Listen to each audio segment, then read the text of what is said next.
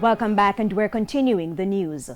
The Guardsman Hospitality Group, the developer of the Fort Clarence Beach Park in St. Catherine, is insisting the offerings of the facility are in keeping with the demands of the beach-going public. They say they have listened to the complaints of patrons about the service at other developments, including the Porto Seco Beach Park in St. Anne. We have more from TVJ's Dwayne Anderson. Fort Clarence Beach Park in Portmore, St. Catherine, bathed in sunshine, washed by the blue waters of the Caribbean Sea, and after several months of renovation, now reopened to the beach lovers. We wanted to give the public, the opportunity to, I know they're accustomed to this location, and for the Christmas season and for the holiday season, we didn't want to deprive them of that. So what we did was to get some work done, put in lots of work just to ensure that it's looking like this. And it's just a soft opening. We have great things to come. While at Fort Clarence Monday, we saw scores of persons visiting the facility.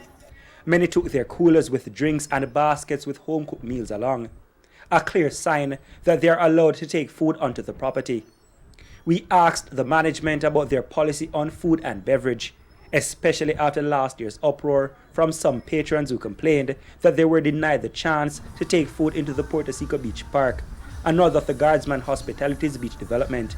Once we get our feedback and once we'll listen to the people. So we have put everything in place. We're still learning because it's a new space, and you really cannot compare Porto Seco as much to what you're seeing here. But what we have listened to the people, and we are putting a number of things in place. But we're taking baby steps as we're doing right now, and we will get it right. Patrons welcome the policy. That's a good arrangement. People can bring their own food because sometimes they don't really want maybe what they prepare. So you can bring your own, whatever you want. And the cost that they say that would be a little bit higher sometimes. More than likely it would be. So if you can carry your own food, come here and enjoy the relaxing, comfortable atmosphere. That's a good thing.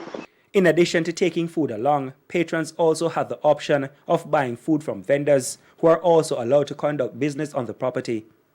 In the long term, plans are in place to regularize vending with plans to outfit them in uniforms.